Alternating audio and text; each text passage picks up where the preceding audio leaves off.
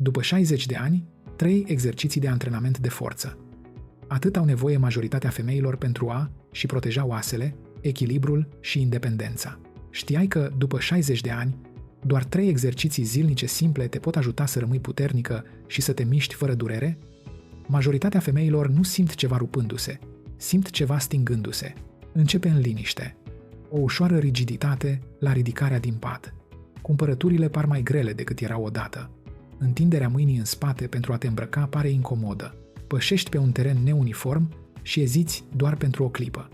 Acea ezitare contează, pentru că acestea nu sunt dureri întâmplătoare. Sunt semnale de avertizare timpurie, semnale că anumiți mușchi protectori profunzi, slăbesc. Și când acei mușchi slăbesc, oasele urmează, echilibrul urmează, încrederea urmează. Am petrecut peste 30 de ani ca chirurg ortoped, tratând femei de peste 60 de ani. Îți pot spune asta cu certitudine.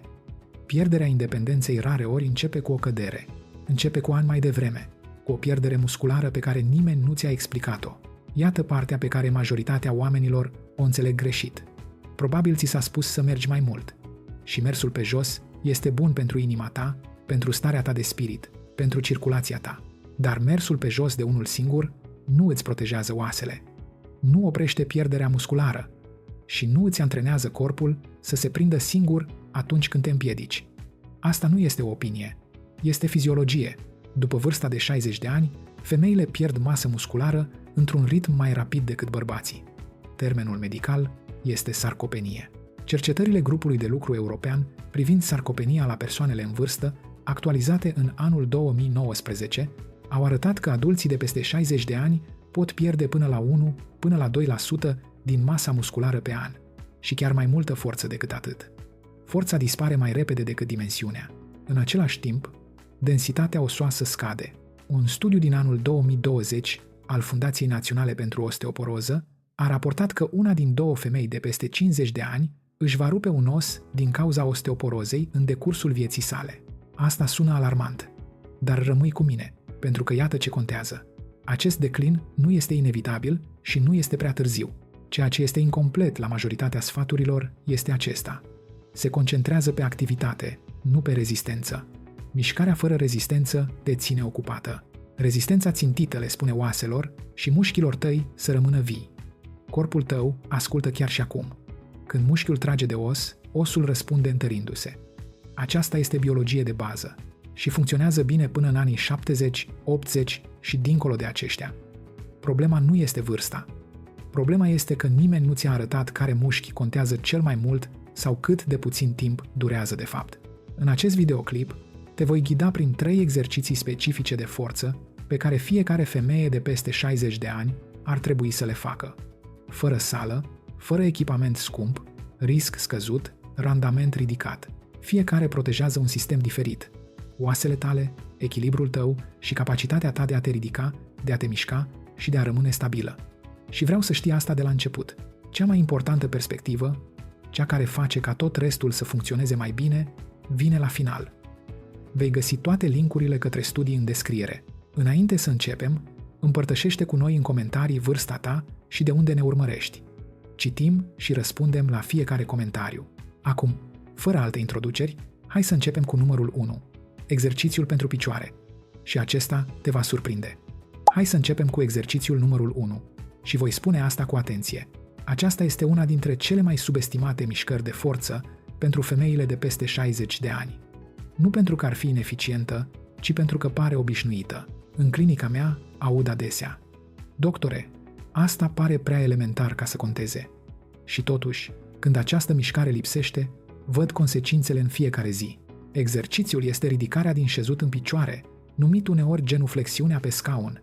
Majoritatea oamenilor se gândesc la el ca la o simplă ridicare în picioare, dar dintr-o perspectivă ortopedică, este unul dintre cele mai importante teste de forță ale părții inferioare a corpului pe care le avem. Mușchii principali implicați sunt quadricepsii, mușchiul fesier mare și stabilizatorii profunzi ai șoldului. Secundar, lucrează și mușchii ischiogambieri, musculatura zonei centrale și chiar stabilizatorii gleznei. Acești mușchi controlează aproape fiecare sarcină zilnică esențială: ridicarea de pe un scaun, ridicarea de pe toaletă, ridicarea de pe scaunul mașinii, Stabilizarea ta când te apleci înainte pentru a ridica ceva. Când acești mușchi slăbesc cu vârsta, se întâmplă ceva subtil. Începi să folosești elanul în loc de forță. Împingi cu mâinile, te legeni înainte. Eziți înainte de a te ridica. Acea ezitare nu este slăbiciune. Este sistemul tău nervos care simte instabilitatea. Iar instabilitatea este locul de unde încep căderile. În anul 2014, un studiu de la King's College London a urmărit femei cu vârste între 65 și 80 de ani care au efectuat un antrenament structurat de ridicare din șezut în picioare. După 12 săptămâni, ele au arătat o îmbunătățire de 34% a forței părții inferioare a corpului și o reducere semnificativă a markerilor de risc de cădere, inclusiv un timp de reacție întârziat. Nu antrenament la sală, nu aparate, doar această mișcare făcută corect. Acum, lasă, măsă, ți arăt cum să o faci în siguranță. Imaginează-ți un scaun solid în spatele tău. Stai cu picioarele depărtate, cam la lățimea șoldurilor. Degetele de la picioare îndreptate înainte, nu întoarse în afară. Greutatea ta este distribuită uniform pe picioare. Înainte să te miști, încordează, ți ușor abdomenul ca și cum te-ai pregăti să tușești. Nimic forțat, doar treaz. Acum, așează-te încet înapoi, ca și cum ai întinde mâna spre scaun. Șoldurile tale se mișcă primele. Genunchii tăi se îndoaie natural. Pieptul tău rămâne ridicat. Coboară-te pe un număr de 3 secunde, fără a te prăbuși, controlat. Atinge ușor scaunul. Nu te relaxa în el. Apoi împinge prin călcâie și ridică-te în picioare pe durata a 2 secunde, fără a ți bloca genunchii în partea de sus. Doar o stare dreaptă și stabilă în picioare. Începe cu 8 repetări. Odihnește-te. Apoi mai fă un set. Atât este suficient. Acest lucru poate fi făcut de 3 până la 4 zile pe săptămână. Dacă echilibrul este o preocupare, plasează scaunul lângă un perete sau o blată. Poți să ții ușor mâinile aproape, fără a trage, doar pentru a liniști sistemul nervos. Progresia este simplă și sigură. Mai întâi, crește repetările la 10, apoi la 12. Mai târziu, încetinești faza de coborâre la 4 secunde. Acel timp crescut sub tensiune întărește atât mușchiul cât și osul. De ce recomandă chirurgii ortopezi această mișcare? Pentru că solicită șoldurile și femurul, zone critice pentru prevenirea fracturilor. Pentru că antrenează exact tiparul necesar pentru a ți reveni dintr-o împiedicare și pentru că păstrează demnitatea. A fi capabilă să te ridici în picioare fără asistență este unul dintre cei mai puternici predictori ai independenței pe termen lung. Am văzut paciente recâștigându și încrederea pur și simplu prin stăpânirea acestui lucru. Din nou, nu încredere din motivație, ci încredere din capacitate. Și iată o verificare importantă a clarității înainte să mergem mai departe.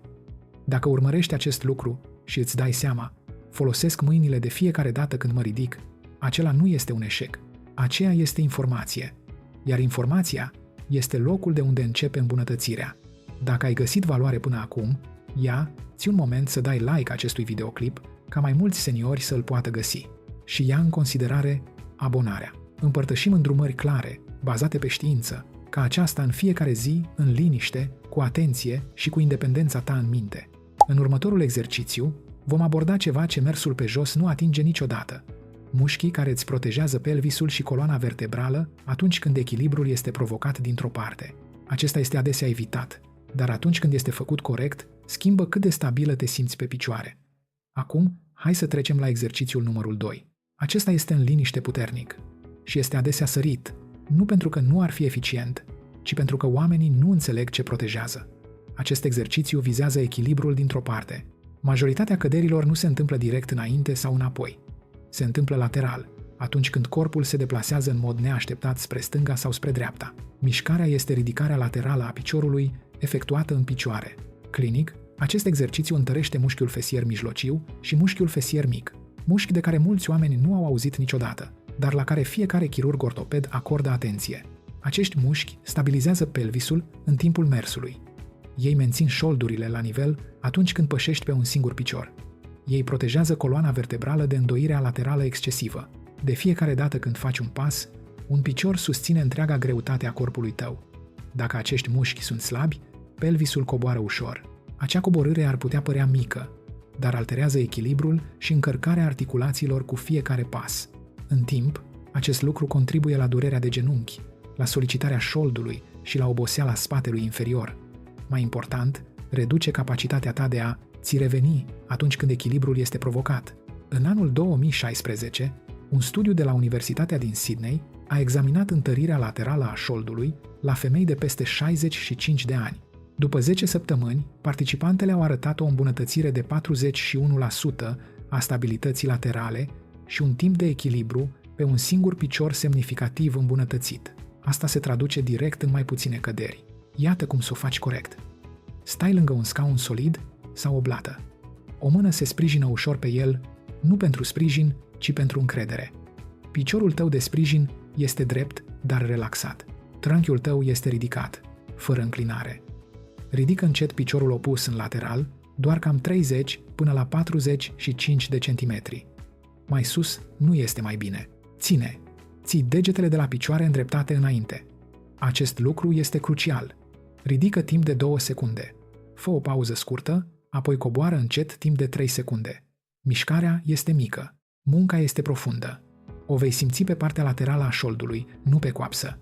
Începe cu 8 repetări pe o parte, apoi schimbă. 1 până la 2 seturi sunt suficiente la început. Acest lucru poate fi făcut de 3 zile pe săptămână. Dacă echilibrul pare nesigur, reduce amplitudinea. Dacă oboseala se instalează rapid, asta este de așteptat. Acești mușchi sunt adesea subantrenați. Progresia este graduală. Mai întâi, crește repetările la 10 sau 12. Mai târziu, încetinește și mai mult faza de coborâre. În cele din urmă, poți încerca să ridici fără să te ții, dar numai când ești pregătită. De ce recomandă chirurgii această mișcare? Pentru că antrenează controlul pelvian, fundamentul mersului în siguranță, pentru că reduce încărcarea neuniformă prin șolduri și genunchi și pentru că îmbunătățește revenirea echilibrului atunci când ești lovită, îmbrâncită sau pășești pe un teren neuniform. Iată adevărul emoțional pe care îl văd adesea. Multe femei încetează să mai aibă încredere în echilibrul lor înainte ca acesta să dispară cu adevărat. Evită suprafețele neuniforme, își scurtează pasul, își țin respirația când pășesc lateral. Acest exercițiu restabilește încrederea nu prin încurajare, ci prin capacitate. Te simți mai stabilă pentru că ești mai stabilă. Acum, am întărit mușchii care te ajută să te ridici. Am stabilizat mușchii care te protejează de dezechilibrul dintr-o parte în alta. Dar mai există un sistem pe care nu l-am abordat încă. Cel care îi spune corpului tău unde se află în spațiu. Cel care reacționează mai repede decât gândul conștient. Cel care adesea determină dacă o împiedicare devine o cădere. Exercițiul final aduce totul împreună. Mușchi, oase și sistemul nervos. Și este cel mai important dintre toate. Acum, ajungem la exercițiul numărul 3. Vreau să asculți cu atenție aici, pentru că acesta este exercițiul care leagă totul împreună. Sănătatea oaselor, echilibrul și sistemul nervos. Acesta este cel pe care majoritatea oamenilor îl evită, nu pentru că ar fi periculos, ci pentru că dezvăluie slăbiciunea. Sincer, exercițiul este statul pe un singur picior, efectuat într-un mod foarte specific și controlat. Din punct de vedere medical, acesta nu este doar un exercițiu de echilibru. Este un exercițiu de integrare neuromusculară. Antrenează modul în care creierul, mușchii, articulațiile și urechea internă comunică în timp real. Mușchii principali implicați includ stabilizatorii gleznei, quadricepsii, mușchii fesieri și stabilizatorii profunzi ai zonei centrale. Dar, mai important, activează sistemul proprioceptiv, sistemul intern de poziționare al corpului tău. Acest sistem îți spune unde se află corpul tău în spațiu, fără să fie nevoie să te uiți. Pe măsură ce îmbătrânim, propriocepția scade, nu brusc, ci treptat. Cercetările de la Universitatea din Pittsburgh din anul 2019 au arătat că adulții de peste 65 de ani, cu un timp redus de echilibru pe un singur picior, au avut o creștere de 2 ori a riscului de cădere în anul următor. Acesta nu este vorba despre echilibrul atletic, este vorba despre timpul de reacție. Când te împiedici, nu gândești, reacționezi, iar reacțiile sunt antrenate sau dispar. Iată cum să faci acest lucru în siguranță. Stai lângă o suprafață solidă, o blată sau un scaun greu. O mână plutește aproape, fără să apuce. Mută-ți greutatea pe un picior. Simte contactul complet al tălpii cu podeaua. Acum ridică încet piciorul opus doar câțiva centimetri. Nu este nevoie să ridici sus. Ochii tăi rămân înainte, iar respirația ta rămâne calmă. Ține timp de 10 secunde. Atât. apoi pune piciorul jos cu blândețe. Schimbă părțile. Începe cu 3 repetări pe fiecare parte. Dacă 10 secunde par dificile, începe cu 5. Asta este acceptabil. Asta este potrivit. Pe măsură ce acest lucru devine mai ușor, progresează cu atenție. Mai întâi, crește la 15 secunde, apoi la 20. Mai târziu, și numai mai târziu, poți încerca să închizi ochii pentru câteva secunde dacă echilibrul pare sigur. De ce prețuiesc chirurgii ortopezi această mișcare atât de mult? Pentru că prezice riscul de cădere mai bine decât multe teste imagistice, pentru că restabilește încrederea din interior spre exterior și pentru că învață corpul cum să se corecteze singur atunci când se întâmplă ceva neașteptat. Iată adevărul liniștit. Căderile sunt rareori cauzate doar de slăbiciune. Sunt cauzate de o comunicare întârziată. Acest exercițiu ascute acea comunicare. Acum, hai să luăm un moment pentru a aduce totul împreună. Primul exercițiu a întărit mușchii care îți permit să te ridici în picioare, păstrând independența. Al doilea a stabilizat pelvisul și coloana ta vertebrală, protejând echilibrul în timpul mersului. Al treilea ți-a reantrenat sistemul nervos, astfel încât corecțiile de echilibru să se întâmple automat. Împreună, aceste mișcări susțin mobilitatea, încrederea și prevenirea căderilor. Și fac asta fără o sală, fără echipament, fără risc, doar minute, câteva zile pe săptămână. Progresie graduală. Atât este suficient. În această etapă a vieții nu este vorba despre adăugarea de ani. Este vorba despre adăugarea de mișcare la fiecare an pe care îl ai. Rezistența țintită contează.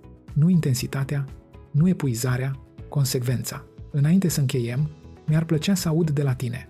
Care dintre aceste 3 exerciții îți pare cel mai important cu care să începi? Spune-ne în comentarii.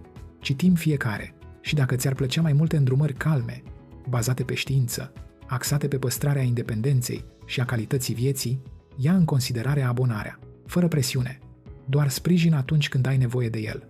Corpul tău este încă capabil să se adapteze. Are nevoie doar de mesajul potrivit.